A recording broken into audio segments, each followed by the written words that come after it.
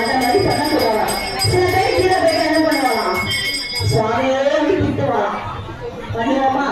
அந்த மாதிரி எதுவுமே பண்ணக்கூடாது. ஏனென்றால் பகவானுக்கு நமக்கு எப்போ, எந்த நேரம், எந்த நிமிடம், எந்த வினாடி எப்படி பண்ணணும் சுவாமிக்கு தெரியும். உங்களை ஏங்க உங்களை அழகான கேட்டுட்டீங்க. இதுவும் சுவாமியுடைய விளையாட்டு தான். எல்லாராலையும் இது காலம் கொடுத்து கேட்க முடியாது, எல்லாராலையும் இந்த மைக்கு வச்சு பேச முடியாது, எல்லாராலையும் நான் நினைச்சிட்டு வந்தேன் நீங்க யாரு வர போறா, எல்லாரும் என் முகத்தை பார்த்து போர் அடிச்சு போறோம் அப்படின்னு சொல்லியிருந்தாரு. எல்லாரும் உங்க நம்ம கேட்கிறாங்க, எப்பமா நீ வருவேன், எனக்கு 6 மணிக்கெல்லாம் போன் பண்ணிட்டாரு. நிஜமாவே எனக்கு 2 நிகழ்ச்சி அதை ஒத்தி வச்சு எனக்கு அழைப்பு கொடுக்க என்னுடைய மதிப்புக்கு மரியாதை கொடுக்கிற கேடி குமார் சார் அவர்களுக்கு இந்த வேலையிலே என்னுடைய மனமான லட்சியத்தை நான் தெரிந்து கொள்கிறேன்.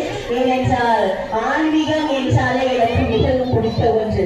அதையும் ஒன்று என்ன தெரியுமா, ஆன்மீகத்தை பற்றி பேச வேண்டும் என்றால் கடவுளுடைய அருள் இருக்க வேண்டும். கடவுளுடைய அருள் இருந்தால் மட்டும்தான் ஆன்மீக விஷயம் உங்களால் கேட்கவும் முடியும். நீங்க இருக்கக்கூடிய அப்பனை விட என்ன சுவாமியுடைய அழகான அருளை பெறுவதற்காக வீட்டில் இருக்கிற எல்லா வேலையும் பெட்டி வச்சு கூட்டிட்டு வந்துருவோம். சில பேர் உட்கார்ந்து யோசிப்பா, நீ பேசுவ, வீட்டில் ரொம்ப ரெடியா இருக்கும், நான் போய் சமைக்கணும், நான் போய் என் மாமியார் கதை குடிக்கணும், என் மாமனாருக்கு இதை கொடுக்கணும், என் குழந்தைக்கு கதை கொடுக்கணும், எல்லாருமே கொடுக்கதான் போறோம். ஆனா கொஞ்ச நேரம் என்ன பண்ணோம், ஆன்மீகத்துல நம்ம எல்லாரும் நுழையணும். சுவாமி நினைக்க வேண்டும் என்பதற்காகவே நாம் அத்தனை பேரும் இந்த மாநில பிறப்பு எடுத்திருக்கிறோம். நான் போனது சொல்லி அந்த கணக்கு எல்லாம் ஞாபகம் வச்சுக்கலாம். போன நான் சொன்ன கணக்கு ஞாபகம் இருக்கா இல்லையா? வரவே இல்லையா? நம்மளுடைய என்ன சொல்லுவா, நம்மளுடைய பிறப்பு ஏழு சொல்லுவா. நம்ம பிறப்பு எத்தனை? 7. ஆனால் உடம்பினுடைய வேடம் எத்தனை தெரியுமா? 84 லட்சம்.